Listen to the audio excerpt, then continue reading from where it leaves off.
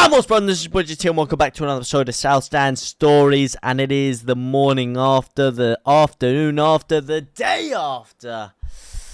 And Leeds United have sacked Jesse Marsch, Meister Marsch. And we spoke about it all yesterday. Like I said, thank you for the good times, the good memories, and the good moments. But it is time for Leeds to move forward, look forward, and hopefully charge up the table and avoid another scary relegation battle. The only positive spell, although it is late into the season and we are over halfway through, there's still a good 15, 18, 20 games, you know, maybe even more if you include cup games for Leeds to get through and survive this season. There is not more than enough time to change things around and hopefully keep Leeds up. So if it had to happen, it had to happen sooner rather than later. But was this the right day to do it with Man United on the horizon? Man United tomorrow? I'm not sure, because of the way it looks, we aren't even going to have a manager for Sunday's return leg against Man United, let alone the game tomorrow. We are, in fact, going to be having Chris Armas take the reins for Leeds. Chris Armas, who, if you read this article yesterday, was actually mocked heavily while he was at Manchester United. Quite an interesting thing here about him being rather enthralled at the opportunity of taking over Leeds and going at his former club, where he was actually mocked behind the scenes by Man United players and other staff at the time. So he is going to be fired up for the occasion, that's for sure, at least. But is he the right man to take Leeds over? I don't know. It's going to be interesting to see what kind of formation he lines up. Is he going to stick with Jesse Marsch's 4-2-3-1? Is he going to stick with his counter-pressing style? How is he going to set Leeds up? Obviously, it's going to be a very short interim spell. He's not going to be staying full-time, so whatever his system is, you know, it's not that we have to worry about the long-term plan, but we do have to worry about two massive games against Man United. First of all, how are you feeling about us going into the two biggest games of our season back-to-back with an assistant coach? I'm not feeling 100% too confident on it, personally. Too confident, you know. Maybe it would have been better to save this sacking for a few days, you know, line someone up behind the scenes and bring them in a bit after. I don't know, but maybe it had to happen so that we could just go out and start looking for new managers. I'm not 100% sure. I don't work in a boardroom, but all I can say is it is a little bit tetchy. But at least he has managed at Man United before. Maybe there's a few things he can help, you know, tell us, give us some advice, because we always seem to shit the bed there. Aside from that cup game, that beautiful cup game in 2009, where we managed to knock them out 1-0, Stretford End. Jermaine Beckford could do with another one of those, to be honest. I really could do with another one of those. But, man, it is not a good time to be playing Man United. Possibly the worst time to be playing Man United. Let's go into some of the injuries first of all and see what kind of players he is going to have at his disposal. He is going to be strengthened by the on-returning Robin Koch. That is a big thing for him. Robin Koch obviously is suspended for 5 games because of his, suspended for a game because of his 5 yellow cards. He will be back for the Man United game. Dallas apparently completely ruled out still. Sonny Perkins probably not going to be able to play. 25% chance. Forshaw, Gray and Rodrigo all obviously ruled out. Whereas if we do go ahead and look at Manchester United, it will be missing Donny van der Beek, Christian Eriksen, Carlos Casemiro, which is massive because he's going to miss both games because of that red card. Although I was hearing rumours that they are trying to reverse the decision because he didn't apparently actually choke the guy. But right now it does seem like he is still suspended. Scott McTominay will be ruled out. Anthony is apparently 25%, who, by the way, people tried to tell me when he was signing for Man U that he was better than Rafinha. You've got to be joking me, mate. He couldn't lace Rafinha's jock straps.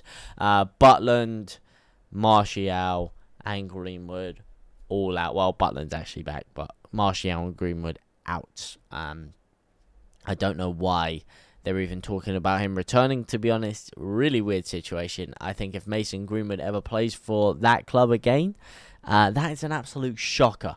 If you ask me, it is. But let's not get into that whole situation right now. Let's think more short-term and immediate, and what the hell are Leeds going to do with this squad? It's going to be interesting. What formation do you think he should do? This is a bit of a fresh slate for Leeds. It's a bit of a fresh slate for him because he doesn't have too much to worry about. If things don't go well for him, he's going to move back behind the scenes as an assistant coach, or maybe even part of the further coaching staff, depending on who comes in and who they want to bring in with them.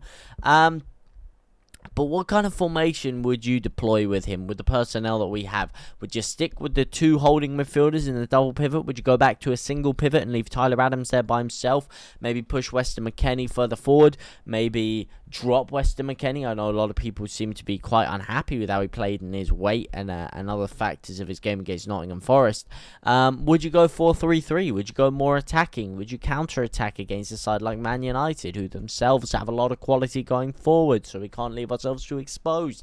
How do we set up? And ironically enough, Jesse Marsch was actually very good against the sides that opened up and tried to play out against you because of how well we were at counter-pressing them, or rather how well we counter-pressed these sides. And we actually did very well against every single top side that we played, arguably aside from Man City. But even then, Man City we were dominated. But aside from the Man City game, we did very well against Tottenham, Arsenal,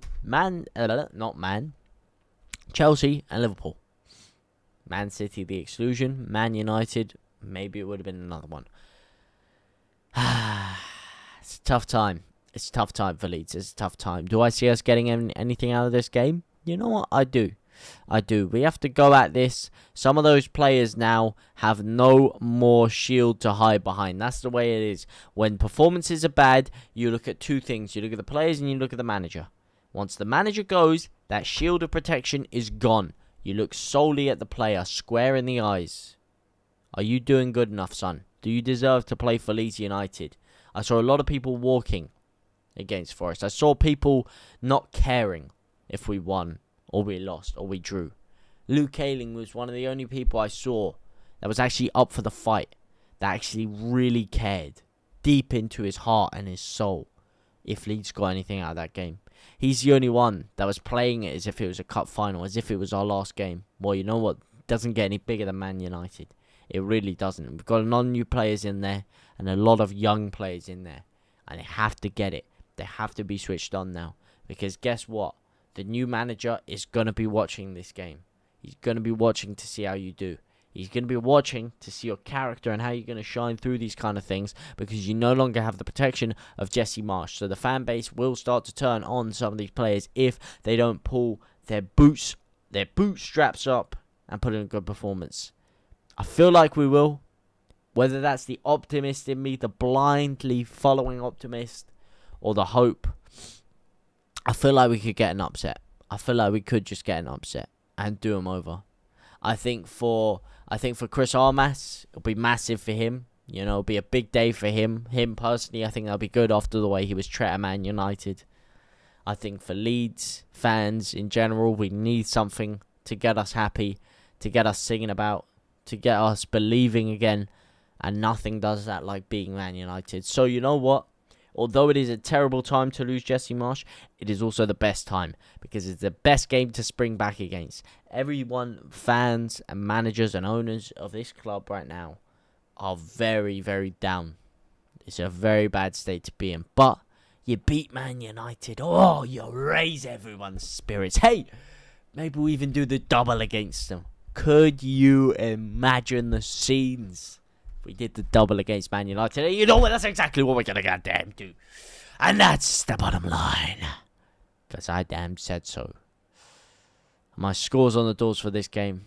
I'm going to go 3-0. Leeds United. Clean sheet. 3 goals. Sinisostra, Nonto, and Bamford are going to score. Those are my 3 goal scorers. We're going to win 3-0. I can see it. I can smell it. I can taste it, baby. Big win. Let me know your scores on the doors down in the comment section down below. For me, quickly, I'm going to run through the 1 to 11. I'm going to put... I was going to say Voba left back. I'm going to put Firpo left back. Meslier in goal, obviously. Koch and Voba at the back, although I do want Strike to play, but Strike, I'll give him a game off. Koch and Voba at the back. Ailing right back. McKennie. Adams. I don't want to go for a double pivot again. I want to spruce it. Yeah, you know what? We need a double pivot for this game. McKennie and Adams holding. Nonto, Sourceville, Sinistera, and Bamford up front. That's my starting 11 anyway. Let me know yours down in the comment section down below. But for now, guys, I will see you very, very soon. And everyone, my brothers and my sisters.